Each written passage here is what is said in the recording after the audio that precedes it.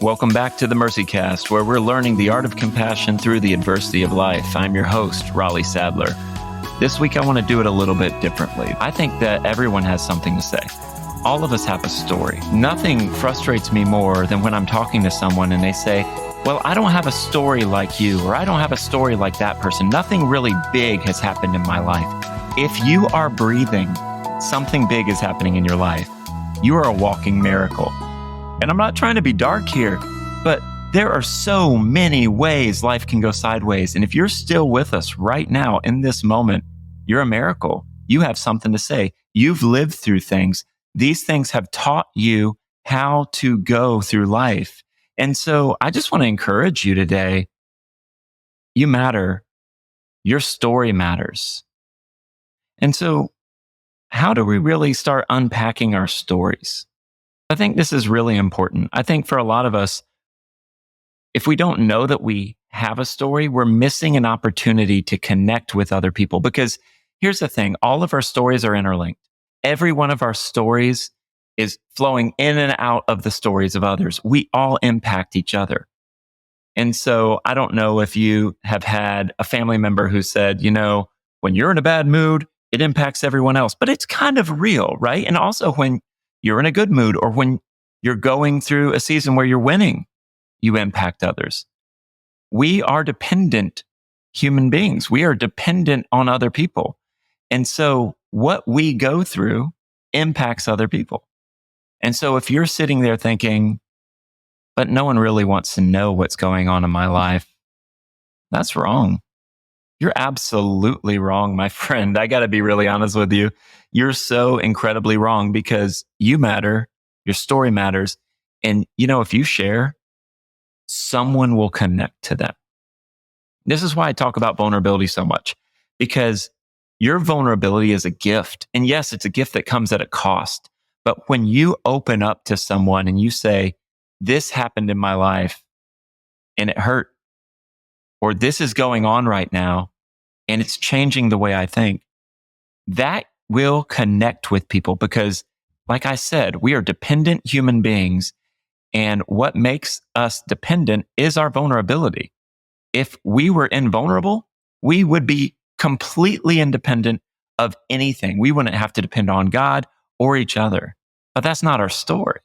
Our story is one of highs and lows. Our story is one of unexpected pitfalls, one of pain, but also growth, of suffering, but also healing. And sometimes we're in the suffering area and we need the story of healing.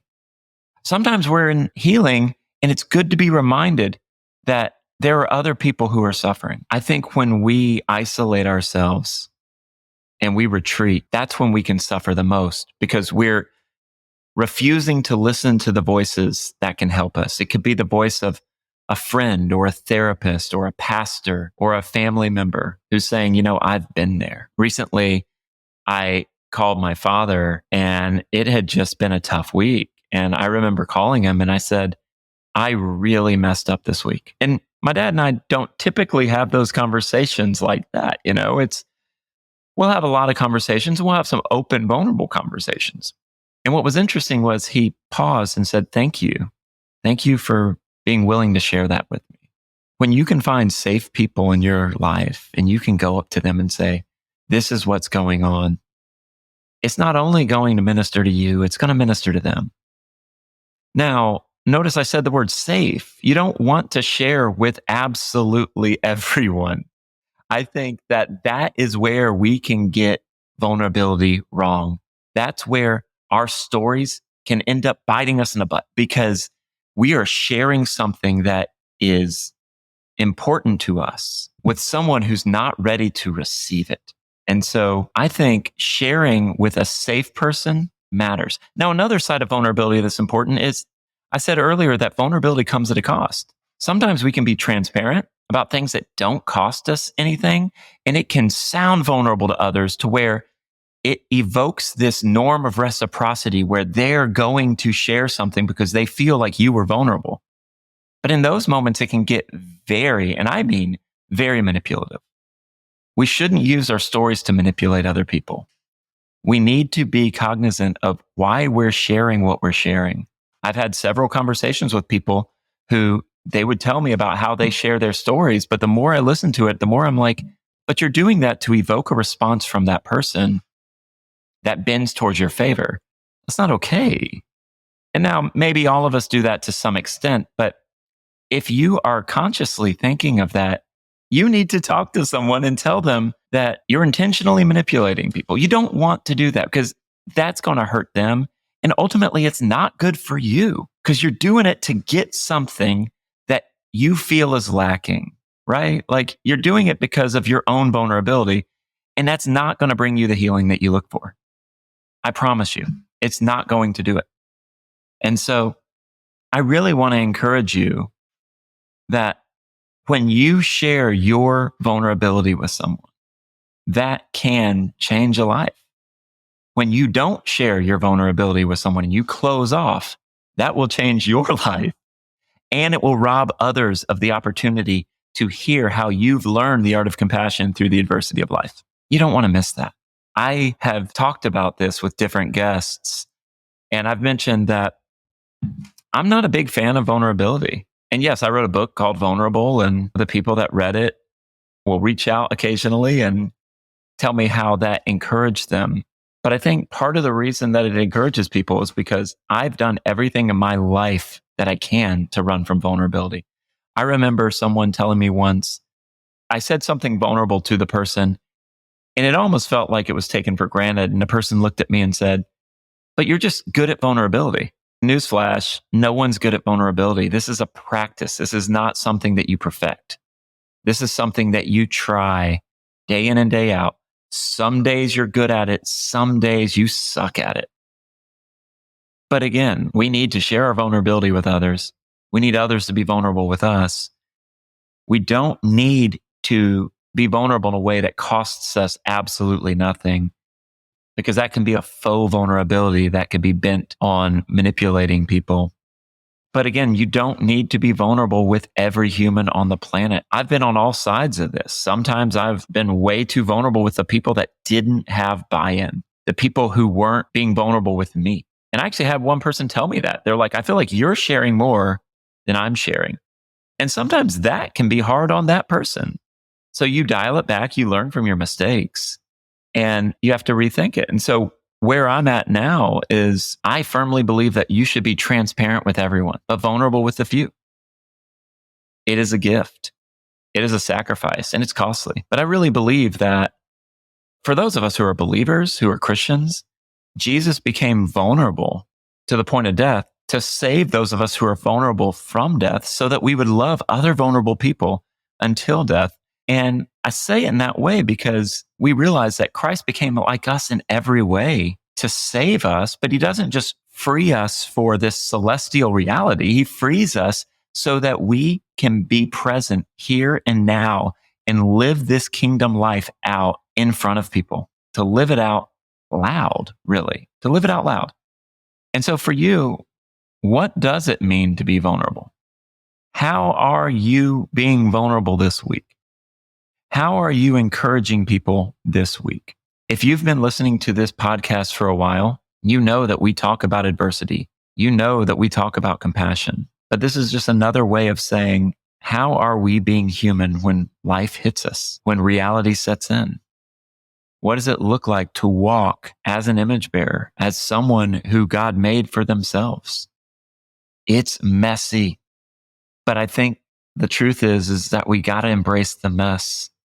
And I think that's why I love talking about these things, is because on my own, I want to do everything but embrace the mess. I want to run from the mess. I want to hide from the mess. And if you're anything like me, you want to do that too. So today I have a special guest. He's one of our listeners of the Mercy Cast. His name is Adsum Ravenhill. And what I love about Adsum is he embodies this idea of your story has power. And if you don't share your story, you end up hurting yourself and other people. And when you share your story vulnerably, you're doing so knowing that this is going to help bring healing to you. Yeah. But it's also going to bring healing to others. And what I also love about Adsum is he's not vulnerable with everyone. but with the people that he trusts. But he is an authentic person. Add some thank you for being here. And I really want to know, I guess the question that I have is, when your life is out of control, or you feel like your life is out of control, how do you not lose hope? How do you stay present? Yeah, absolutely. I think I often feel like the disciples on the ship with Jesus, where they're saying, like, we've got to get the water out of here. Everything's going crazy. Except I've been doing that trip back and forth with Jesus for the last few years, maybe longer, actually. Yeah, probably my whole life. And so after a few of those trips, you start to see the pattern and you start to see the storm come down, and then you trust Jesus. And it's not that I have full control over the way my life goes, but I know that Jesus will use that and that the Spirit will work within me to use that too. As you talked about, my life is one where I am vulnerable with others, but I am also vulnerable myself. My body is attacking me all the time. My spine is trying to fuse. I have a couple of herniated discs. I'm in pain all the time. And I tell you what, the other thing that's happening all the time is that God is using it. And so being vulnerable with others, being vulnerable with God, and just living life without having a choice about being vulnerable means that I get to see that maybe more often than most. And I think that is what's encouraging to me, is when you can't outrun your vulnerability and you accept that it's there, and you're able to say, well, I'm not trying to be fatalist about this, but maybe it's here for a reason. And maybe there's at least some good that can come out of this. And you're also not being Pollyanna about it and pretending that it's not a big deal. What I love about how you accept what you're going through, you're saying, yeah, it absolutely sucks, but I've seen it minister to people and it's ministered to me. Yeah, absolutely. And I think when you have the long-term view, I remember when we chatted in London a few months ago, I hope you don't mind me saying this, but you turned to me and you said, I don't want to be in pain, Adam. And I said, I actually don't think that's true if you look at it in the proper context. And what I said was that if you were walking with somebody that you loved and somebody came out of the shadows and said, it's you or them, you would choose yourself every time. Like, because you want to take on that pain for other people, because you see the benefit of it, because you see the safety that they'll be welcomed into. And actually, in all of the time that I have been going through this pain, I've seen time and time and time again how God has stepped in, used that pain in a way that, had he said ahead of time, by the way, I'm going to do this, I would have said yes and amen every single time. And therefore, knowing that those have happened, I can trust that actually the 90% of the time where it doesn't feel like anything's happening, it's probably just that something's happening that I'm not aware of. Does that make sense? No, it does. And it's interesting to see it from that perspective of, if someone was to jump out of the shadows, would you step in front of them and protect them? And almost seeing your pain as, yes, this is pain I'm experiencing, but I don't want this pain for other people. And so I'm going to use this, or at least as I experience this, I'm going to operate from where I am. I'm not going to go hide and isolate because I hurt. It's like anytime you see an animal that gets wounded, and oftentimes they go and isolate, many times they die because they're not able to get the care they need. And we do the same thing, whether it's going through depression or physical pain, or whether it's psychological or emotional. Sometimes we can get away from people when ultimately what we need are healthy, safe people in our corner who will bear that burden for that season of time, who will sit there with us when we're too much, or when we hurt, and when we don't know where to turn, because we're only hearing one voice during that time. What would you say about that? Well, I would say that there are periods of my life where God has provided distinct and obvious people who have helped to bear my burdens with me. And there are other times where that hasn't been so clear. And in the times where it's been clear, so for instance, when I was a teenager And God provided men in my life, particularly to model for me what it meant to be a Christian, what it meant to be a man. And they didn't have to do that. These were people 10, 20, 30 years my senior who were happy to bring me along with them and to just see how they did life and see how they cared for their kids. And that's something that I hope I continue to do now. But they did that knowing that I wasn't safe, that I wasn't okay during those periods. And then during the times where I haven't had that, during the times where I haven't had people to share their stories with me or to share my story with others, those are the times where God makes himself most known. I remember multiple times where I have been in unbelievable pain, whether that's emotional pain, having suffered abuse, having suffered physically, and crying out to the Lord and knowing that actually he hears it and that he's been through it too. And that for every pain that I feel running through my spine, that he's had a lash across his that mirrors my own. And so he understands it. But he also sees, like as you say, you talk about story, he also sees that began in the garden, not at my birth or not when I was diagnosed, but began at the beginning, is happening presently in this moment, and it is only momentary and will end one day, and helps me to put that in perspective. Does that make sense? And the perspective piece is so key, right? Because it does make sense. Your story, no matter who you are, no matter what you're going through, it's part of a greater narrative. And it's part of a story where there has been good and bad. There has been pain and purpose. There's been beauty and utter destruction. And we see mankind in the Garden of Eden, and then sin is introduced, and then they leave the garden, and then death becomes them in a sense. But then Christ becomes vulnerable for us to save us in our vulnerability.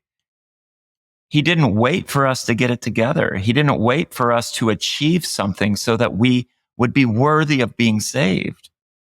Scripture says while we were enemies of God, while we were still ungodly, Christ died for us. And I love that. He didn't wait, but he came to us. Even though we were no longer in the presence of God in the Garden of Eden, God becomes man and comes to us. And I think that is so important to remember as we think about our stories. I talked about earlier how one of the things that frustrates me more than anything is when people say, oh, well, I don't have a story. I don't have a story like you. I don't have a story like Adam. Yes, you do. If you were born here in the world, if you are breathing, you're a miracle. And if you are here right now, things are happening in your life that other people need to hear.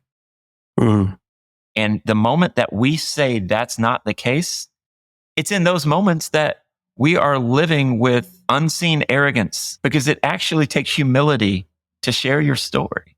And so how would you encourage in these final moments, how would you encourage us to share our stories with other people? Start and end with God. Everyone out there is trying to tell you a story, trying to sell you on a creation, full redemption eschatology, whether that's Coca-Cola or you think the white earbuds from back in the day with iPod. It was trying to sell you on this is where you began, right. This is where it fell, this is where we are, and this is where you could be. But the reality is that we're actually part of a much bigger story than that.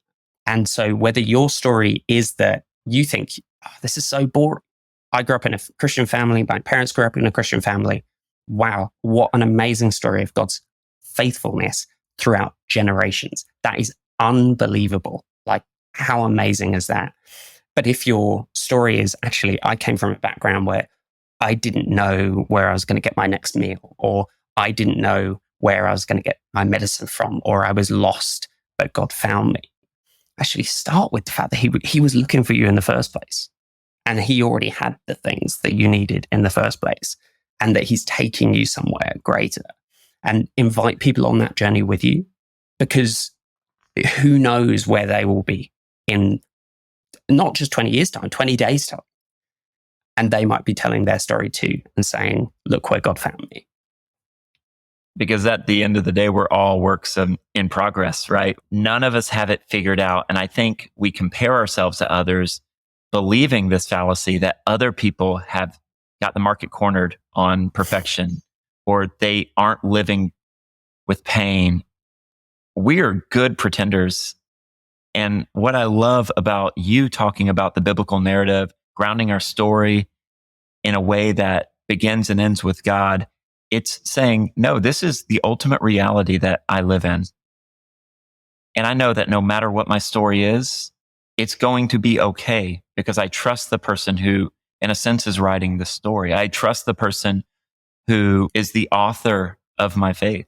And I trust him even though things go sideways. And it's because we have that hope that we can believe that this isn't the last page in our story, that our suffering doesn't have the final word.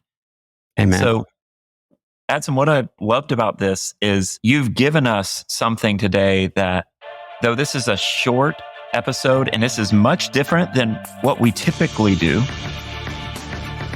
I think I can speak for all of our listeners and say, you will be on soon and we will talk about some of the things you brought up today because I want to hear your story and I think we need to hear your story.